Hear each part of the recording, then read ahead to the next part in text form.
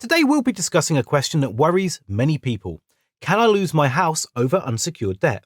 Stick around to find out the answer and understand the potential consequences. First, let's clarify what unsecured debt is.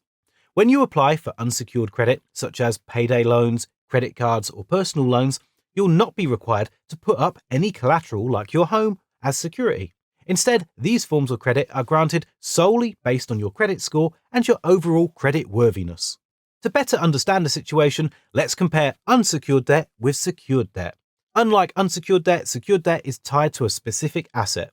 For instance, a mortgage is secured against the property it's used for, while car finance is secured against the vehicle itself.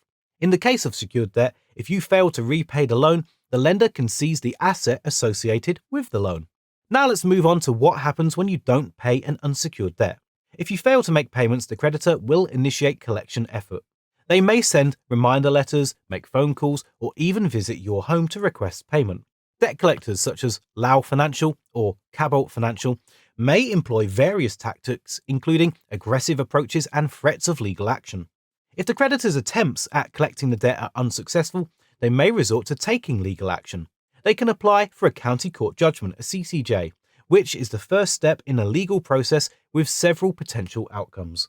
These outcomes can include being issued with an attachment of earnings order, where your wages will literally be used to help pay the debt, or the involvement of county court bailiffs to collect the debt or seize your assets.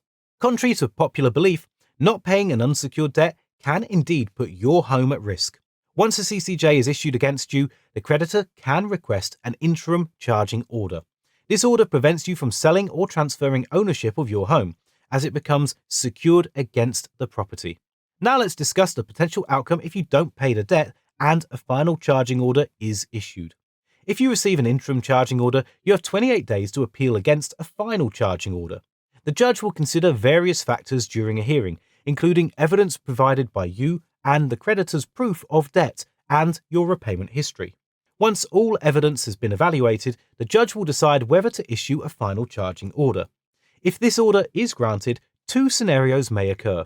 Firstly, your creditor may demand full repayment of the debt if you sell your home. Alternatively, your creditor can apply for an order of sale, which would require you to sell your home and use the proceeds to repay their debt. However, it's important to remember that reaching this stage should be avoided unless you have exhausted all other options. Losing your home would undoubtedly be a financially devastating effect for most individuals. If you're struggling with debt, then there are a number of debt solution options available here in the UK. Some are free to use and others include fees, and each will have their own pros and cons. If you want to find out more about the solutions available, then we've created a really great form that you might be interested in checking out. Click the link in the description below to get started and answer a few simple multiple choice questions, like the total amount of debt, how many people you owe, your living situation, and we'll connect you with one of our trusted partners so that you can find out more and take steps towards improving your financial situation.